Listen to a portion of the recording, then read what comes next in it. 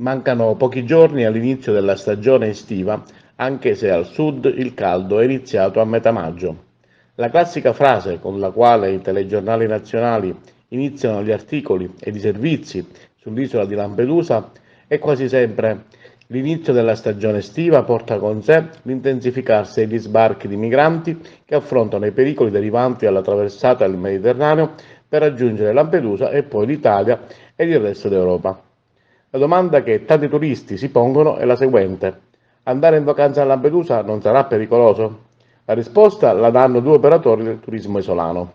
Un dipendente di un autonoleggio ha così espresso il suo pensiero a tal merito.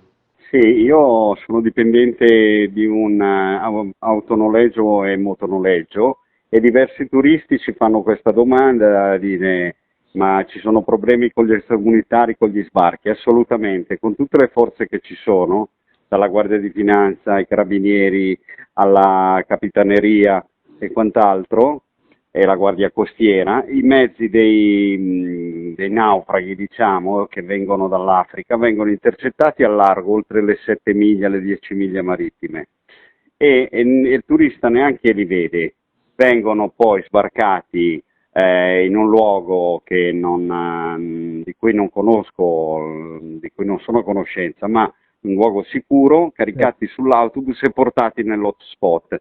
Da lì nel giro di 24-48 ore vengono poi all'alba in genere o nel cuore della notte imbarcati su grandi navi che li smistano in varie parti d'Italia ed Europa. Questo è quello che ci hanno detto anche persone delle forze dell'ordine che abbiamo conosciuto sull'isola. E il problema che c'è con i clandestini, con i profughi, con chi fugge dall'Africa, a Lampedusa non si sente, nel senso che è un problema gestito molto bene da forze preposte di tutela pubblica e da forze militari e quant'altro, e quindi non sussiste il problema del pericolo clandestino. Una giovane imprenditrice, da anni sulla maggiore delle isole Pelagie, ha così risposto.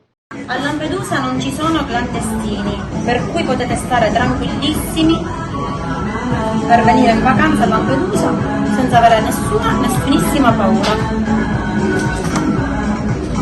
Il dato che affiora è quindi la totale sicurezza, grazie alle forze dell'ordine presenti sul territorio, dato anche che l'hotspot, sito in contrada Imbriacola e ben gestito dalla Croce Rossa italiana, dista ben 3 km dalla centralissima via Roma, la via della Movida Lampedusana. Quindi nessuna paura di poter incontrare extracomunitari pericolosi durante le vacanze. Andate dunque numerosi perché ad accogliervi, oltre il mare cristallino e le bellezze naturali, troverete colori, odori, sapori e vi aspettano a braccia aperte i tanti lampedusani onesti e lavoratori.